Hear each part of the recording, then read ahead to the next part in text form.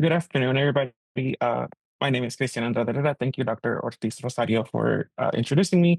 I'm just going to jump right into it. Basically, the thing that I'm working on, or one of the things that I noticed, was the fact that our university just recently went through ABET accreditation. We successfully got ABET reaccredited. One of the things that I noticed when we were going through this reaccreditation process, because I wasn't familiar with what ABET was, which is the Accreditation Board for Engineering Technology Programs, is sort of the intricacies that go around it. And so I went through their website and I was looking at things, and so I noticed that they have a cohesive career advising sort of like, or they have a career advising requirement that all ABIT programs have to abide by, and so it's sort of very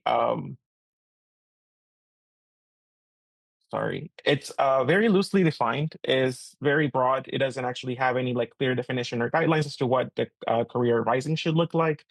It is also no like cohesiveness across disciplines or even sometimes within departments, given that professors can make their own sort of career advising strategies for students. Um, and I think overall that's sort of an issue, right? I think as engineers, we're like here to build processes that can then help support students as well. And so creating advising that can successfully lead students to long-term success, I think it's super critical and important. Um, so one of the things that I sort of came up with is this very schematic. However, this schematic is generated by AI, but basically, sort of having modules early on in the first years of students to teach them how to write personal statements, explaining on how to do resumes and CVs, and then overall, sort of like telling students what sort of programs are available. And that's sort of where I sort of focused on. I wanted students to I did a module where for a BME1 class that I was TAing for as well, where I looked at programs that were available for the summer. Basically, I told students about or demystified sort of the different criterion that there is for summer research programs. I think it creates this sort of catch-22 in some sort of way when we're expecting students to have knowledge and skills by the time that they're applying for industry internships. However, like in order for you to get an industry internship, you're supposed to have skills and research already under your belt.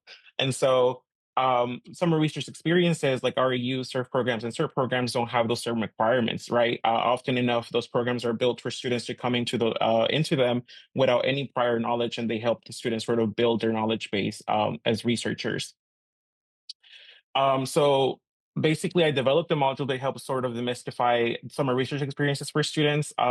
As a first generation student, I wasn't aware when I was in undergrad what those things looked like for myself. So it's a 30-minute lecture. I discuss the various types of summer programs. I also like discuss financial compensation for these programs and also sort of like clarify the requirements that most of these programs have, as well as use the modeling strategy for how the students could pick programs and apply for them. So, sort of one of the things that I did was talk students through like how to pick programs, such as looking for location, research type, the stipends that were being given, if family is important to them. So, just appealing to the different sort of like reasonings why students might not be willing to apply, and use the same strategies to sort of use the students to sort of think about applying for the summer research programs. Overall, this is an innovative method in the sense that like it sort of creates this framework where professors and departments can take advantage of summer research experiences in order to build a workforce of students that is specifically strong into obtaining to go into the workforce later on down the line, as well as obtaining industry experiences due to the fact that they have participated in summer research experiences early on in their undergraduate career. And with that, I will now open it up for questions. Thank you for listening.